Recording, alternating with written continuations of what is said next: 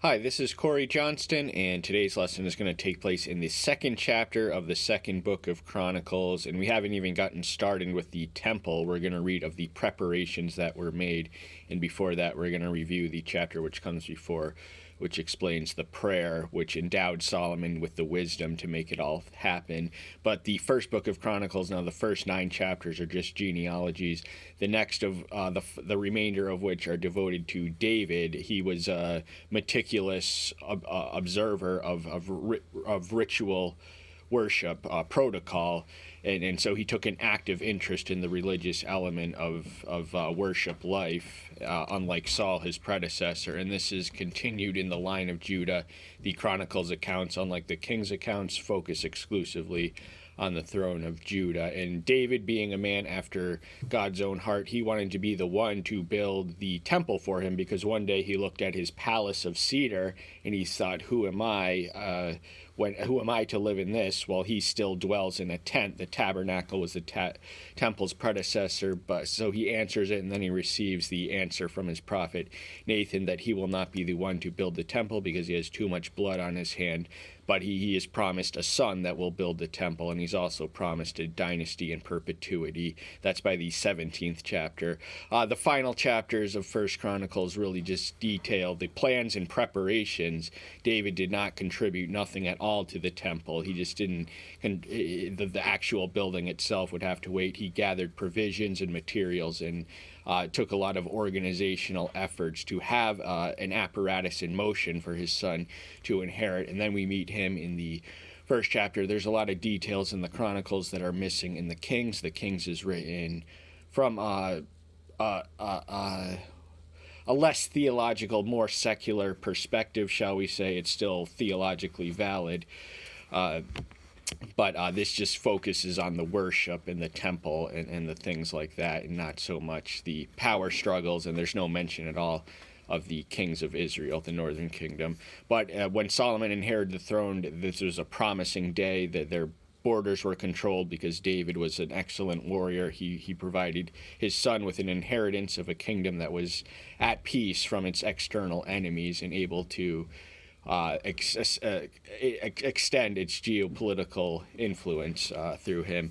And Solomon, son of David, strengthened himself over his kingdom, and Yahweh, his Elohim, was with him and made him exceedingly great. The secret to Solomon's greatness was not Solomon, but it was the Elohim who was with him. He abode in him, he spoke to him, he appears to him in the chapter we're going to recover. So he had a direct witness and heard the direct voice of divinity, the same as any prophet. So Solomon and David were kings, but they were model kings, and they were the golden age. They are the final of the united monarchy when Israel was at its apex of greatness. But the secret was not Solomon or David; it was the Elohim who worked in them. And it describes him going through the sacrifices. He's gathering the nation as one, and he's offering sacrifices. Normally, this would be something that a priest would do, but this is something that he did at Gibeon, and this was the place where the tent was, but the Ark of the Covenant had been moved to Jerusalem by David, so it was awaiting the temple to be built. But for now, the Gibeon is the site and center, and it says that he offers 1,000 burnt offerings. This was no ordinary routine sacrifice. This is one of significance, and I think it's during a holiday, perhaps the Festival of Tents. I could be mistaken. Or no, that's the dedication of the temple. Verse 7, that night Elohim appeared to Solomon and said to him, ask what I shall give you. The word appeared entails a visual element, but there are no detailed descriptions of the visual components, but the word appeared in the Hebrew original translates as visibly, but also with luminous or radiant connotation. So it's just describing how he appeared in that word, but it doesn't leave us a whole lot more. What he asks him is what he gives him is a blank slate, a blank check to anything, his deepest desire. You want it, you name it, you will have it. I am appearing to you for this purpose. And what transfolds is foundational to the golden age of Israel. And Solomon responds back, and he just acknowledges a debt of gratitude for the kindness he's shown his father David, for giving him a throne and fulfilling his promise to Abraham, that they had a nation as numerous as the dust of the earth. So Solomon is aware of this awesome nation, this great nation that he has to lead. He's 19 years old. We don't know that from this account. But, he's aware of his own insignificance and the significance of the nation he will lead and the significance of the God who leads him. Now give me wisdom and knowledge so that I go out and come in before the people. For who rightly rules this great people of yours? His deepest desire was to rule rightly, rule correctly, and he knew that he lacked the wisdom in himself, yet he had the spark of wisdom because it was a wise thing to do, to recognize his vacancy of wisdom. So wisdom begins with a seed, and the foundation is an awareness of your own ignorance. So Solomon was wise to select wisdom about what he asked, and he got that, and he also got more than he bargained for. And Elohim said to Solomon, because this was in your heart, and you have not asked riches or wealth or esteem or the life of your enemies, nor have you asked long life, but have asked wisdom and knowledge for yourself, so as to rightly rule my people, over whom I have appointed you to reign. This was in your heart. Now this test is a question and a revelation of our deepest desire, which is also a revelation of our character. So he could have asked for all these other things, money galore, and he got that. And that was closely connected to the wisdom that he brought. We witnessed the application of the wisdom in the commercial exchanges of which we're going to read, which enabled the building of the temple. So he knew that he had to build this temple, and he was perplexed at the awesome task. He knew that he lacked the wisdom, and he didn't ask for him to send him wise men, wise rulers, wise advisors. He asked for the wisdom himself, and he got what he received. And then some, and he could have asked for a long life. This is something a lot of people would ask for. So I want you to put yourself in his shoes, but really in his shoes. So he has this awesome responsibility. He's recently ascended to the throne. He's 19 years old. He has this father that everyone's looking up to, and he actually, in fact, exceeds him in greatness in a lot of ways. Certainly not on the battlefield.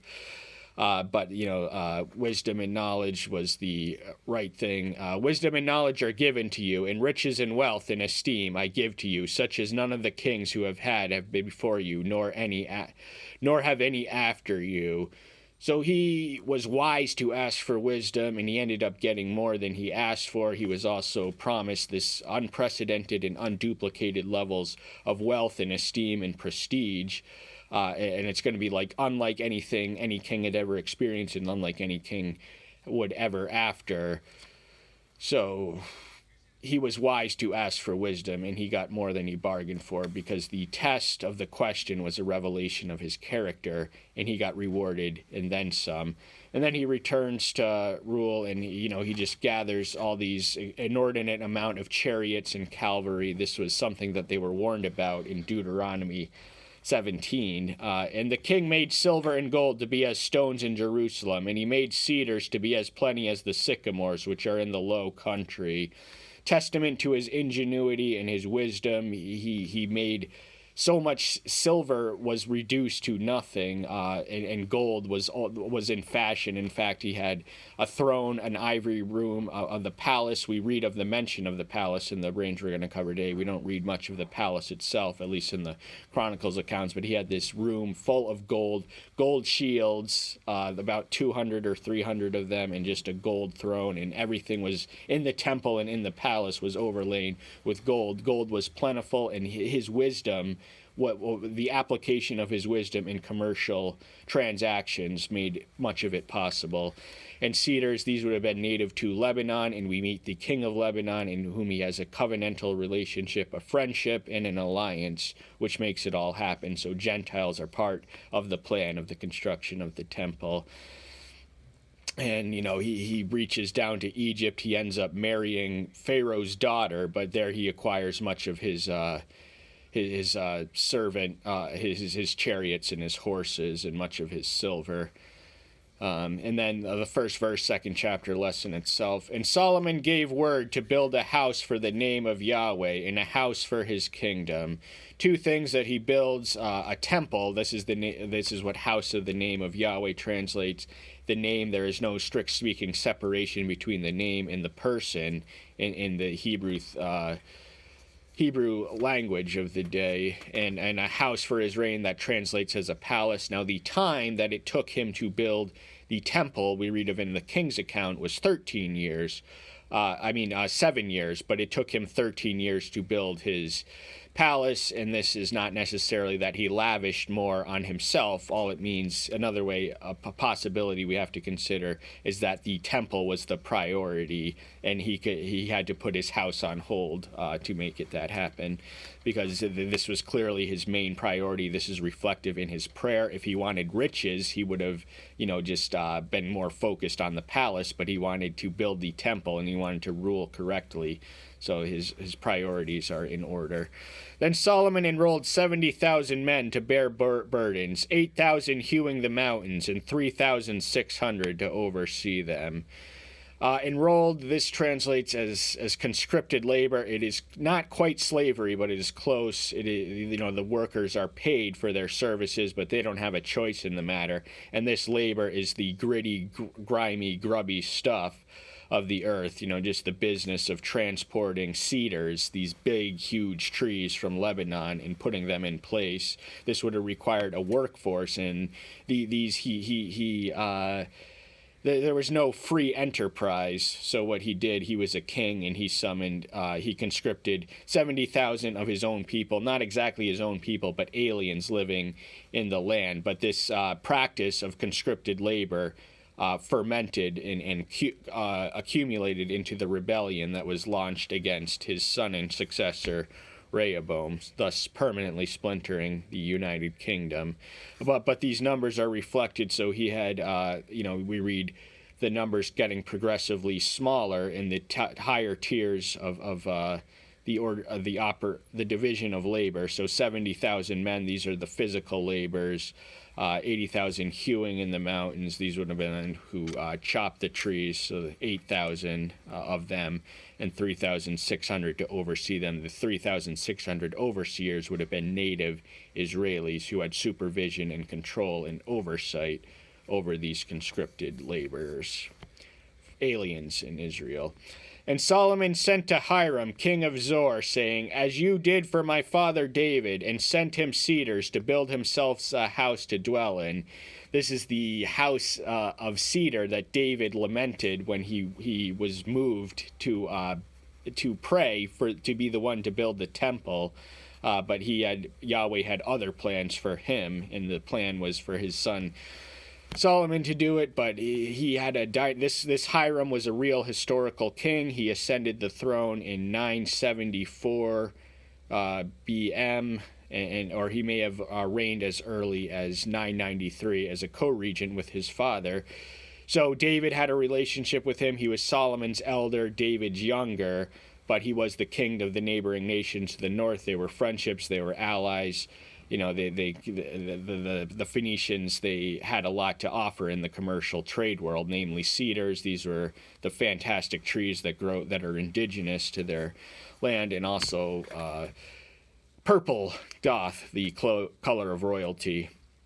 See, I am building a house for the name of Yahweh my Elohim, to sanctify it to him, to burn him before sweet incense, and the continual showbread, and the burnt offerings morning and evening, on the Sabbath, and on the new moons, and on the appointed times of Yahweh.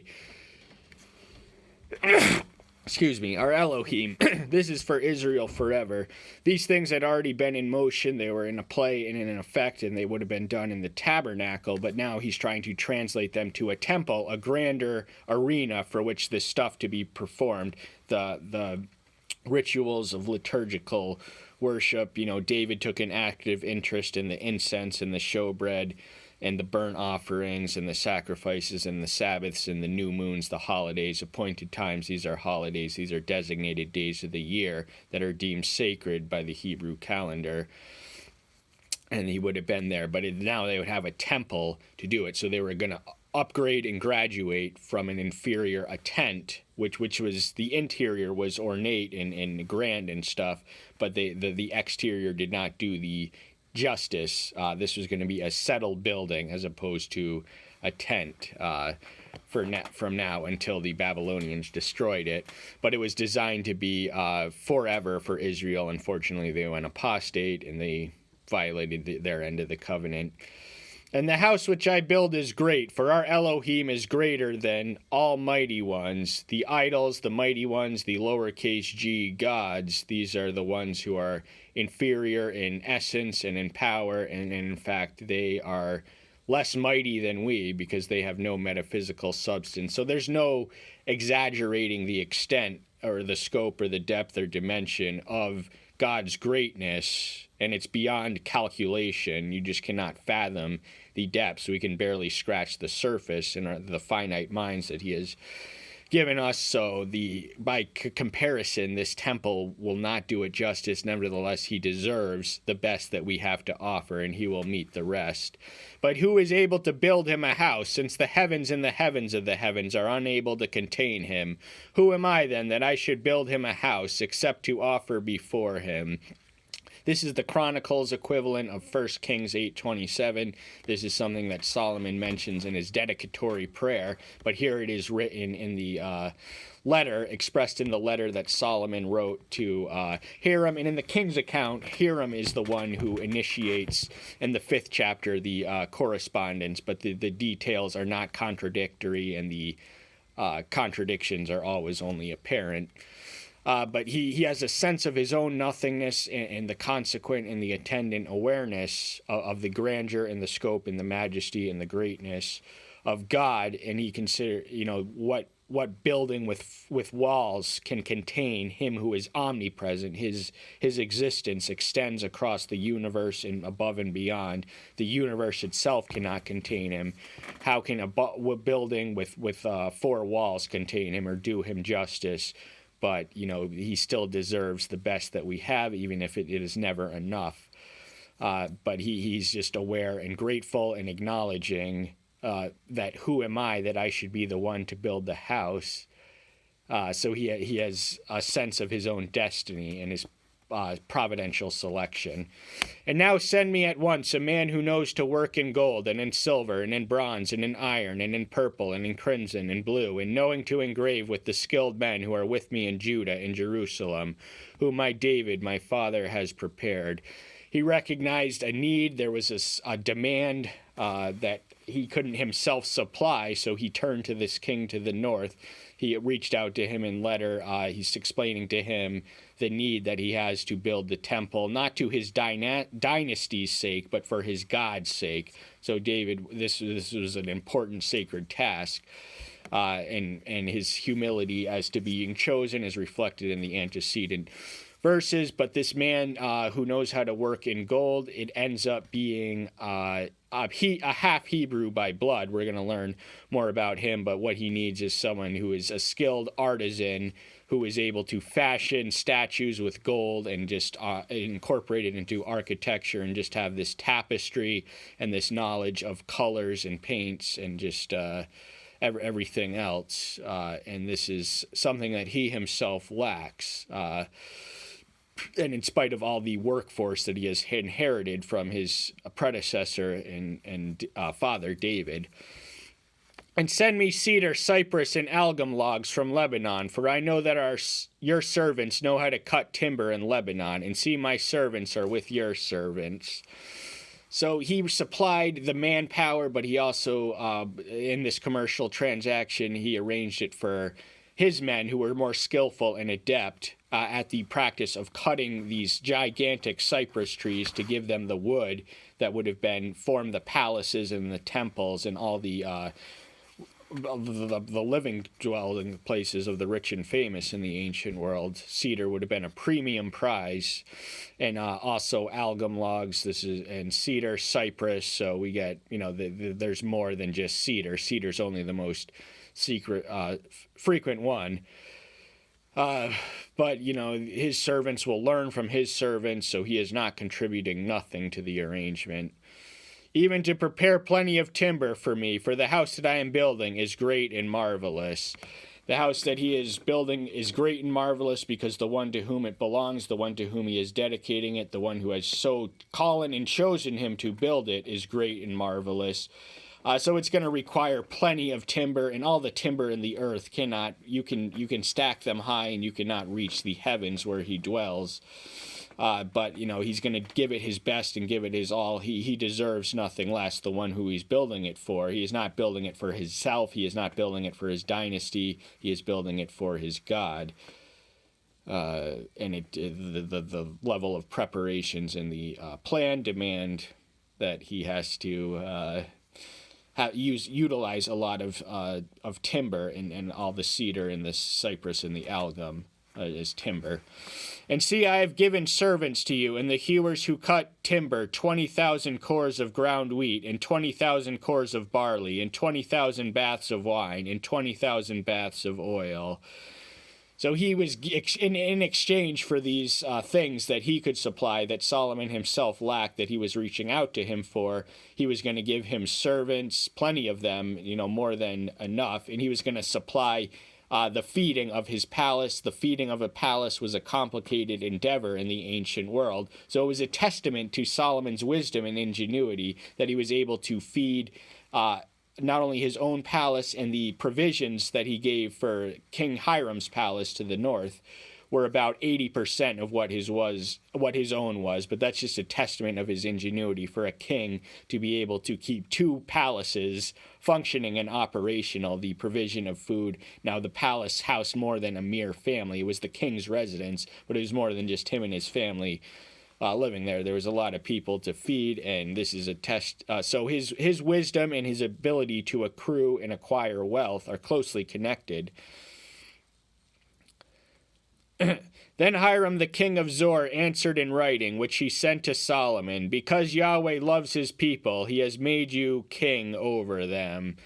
Hiram is not a true believer in Yahweh, but he acknowledges with due deference Solomon's God, and acknowledges that someone up there must truly love his people to have made him the king. He has all these ingredients, all this promise, all this potential. He is just getting started, but he is wise to begin with, to ask for the wisdom that he lacks, and things just explode from there. So Solomon's reign is going to constitute a golden age, and he's thrilled to be a part of it and help what he can, because in as much as Solomon flourishes, so too does Hiram. That is the nature of their covenantal relationship.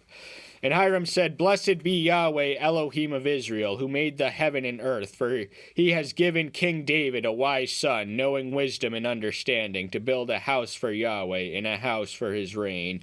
What's most unusual here is that he acknowledges the Yahweh, Elohim of Israel, as the maker and the creator of the heavens and the earth.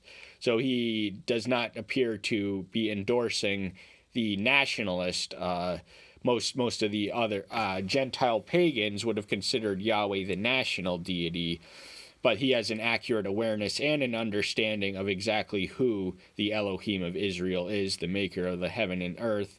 So one of the things we witness in Solomon's reign is that kings are getting... Israel is fulfilling his evangelical mandate. He personally is fulfilling it by bringing other kings to an awareness, such as the Queen of Sheba. She acknowledges the greatness of Yahweh, and she in fact expresses envy for the servants who have the intimate access and proximity to this great wisdom that he walks around with in the day, as a matter of course. And now I have sent a skilled man having understanding, Hiram Abi. This was the man's name. He responded to the request. He got on top of it right away. He had just the one, and this man was endowed by the Spirit. He was extraordinarily gifted, and his gifts were an act of worship and an act of devotion. The son of a woman of the daughters of Dan, and his father was a man of Zor, who knows how to work in gold, and in silver, and in bronze, and in iron, and in stone, and in wood, purple and blue, and in fine linen, and in crimson, and in to make any engravings that you accomplish, any plan that is given to him, and your skilled men, and with the skilled men, my master David, your father. I would just once like to have a boss who would give me the same description that that he just gave this guy. He can do it all. There's nothing he cannot do artistically. You name it, he can do it. He can fashion metal from all these, precious things, and he's adept with colors and linens, and just the interior endowments of the temple would have demanded linen and curtains and stuff. So there would have been this was a multifaceted architectural project, and in the king's account, his mother is listed as a denizen of Naphtali, but once more the contradiction is only apparent. She may have lived in Naphtali but been of Danite descent, and his father was a man of Zor. He was one of King Hiram's own people. He was the king of Zor in Phoenicia. So he was a Jew in the sense that he got it from his mother, but I think the Jews only consider other Jewish people Jewish if their mother is Jewish, at least by today's standard in some circles. But he would have been a native to Hiram. His father was of Zor, and there he lived, there he was, there he dwelled, but he did have some Hebrew blood in him. And now the wheat and the barley and the oil and the wine which my master has spoken of, let him send to his servants. So he's calling in, he's summoning the debt, having supplied and satisfied his demand. He's telling him, now you have to honor your end of the feeding of my palace. This is a complicated thing. All the servants you promised me, I need, I'm going to need to see them soon. And let us cut wood from Lebanon, as much as you need, and bring it to you in rafts by the sea to Joppa, and you take it up to Jerusalem. The Phoenicians to the north were a Mediterranean. They were a seafaring people. And if you look at the map of the ancient Judah, was not a Mediterranean coast. There was the Philistines who kind of lingered towards the Mediterranean coast. So the Hebrew people, even though on the north they did have some parts that touched the Mediterranean Sea, they were not a seafaring people. The Phoenicians, they settled as far as Africa and just the whole Mediterranean. The Carthaginians were of Phoenician descent, and but they had the navigational equipment. They could cut the wood from Lebanon, and it would have been easier and more efficient to transport these substantial sized logs down in boats through the Mediterranean to the land of Israel than Solomon's servants and laborers and conscripted laborers can do what they will with them. And Solomon numbered all the men, the strangers who were in the land of Israel, according to the census in which David his father had numbered them, and they were found to be 153,600. So there was a substantial, sizable portion of non-native Israelites in the United Kingdom. And this Israel's own situation may have been somewhat similar in Egypt at one point. They were a substantial enough crowd for a king to utilize.